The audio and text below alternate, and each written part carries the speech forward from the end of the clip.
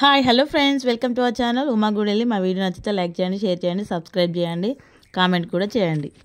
పల్లోయమ్మ, మా పాప అయితే తాజా యాపిల్ పళ్ళు అమ్ముతుందండి. మా ఆయన అయితే యాపిల్స్ తెచ్చాడండి పిల్లల కోసం. 150కి కేజీ అంట.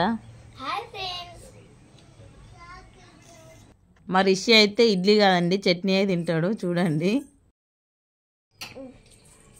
Rishi, say hi. ఇగో ఇటు ఒకసారి చూడు, ఇడ్లీ ఎట్లున్నది?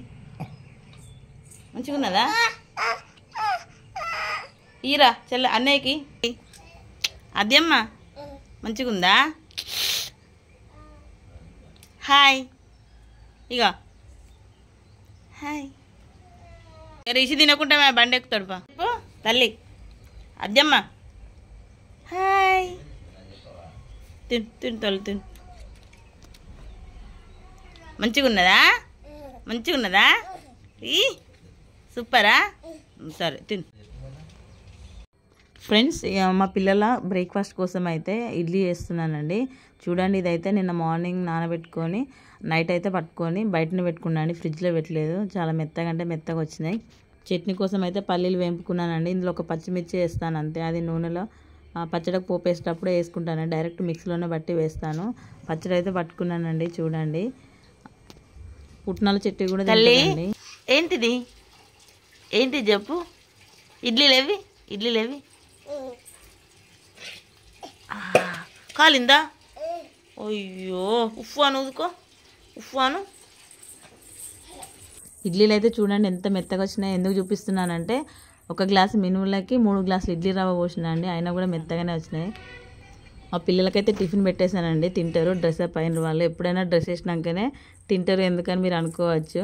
ఎందుకంటే స్నానం చేసిన వెంటనే డ్రెస్ చేస్తాను, చేసి గబగబా తినేసి వెళ్తారు.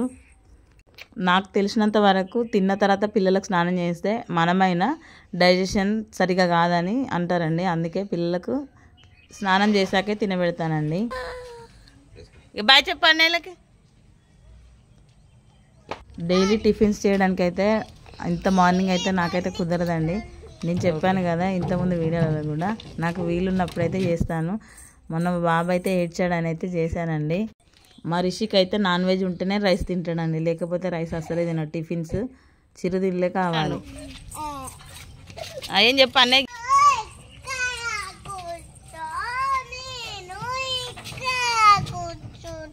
మరి నీకు వెనక భయం కాదా?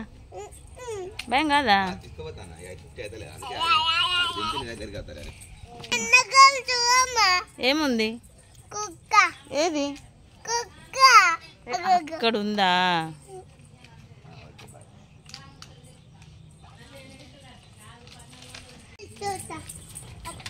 బాయ్ ఫ్రెండ్స్ చెప్పు.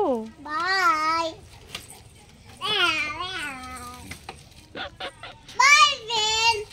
ఇప్పుడు చెప్పు. నా బంగారు తల్లిరా.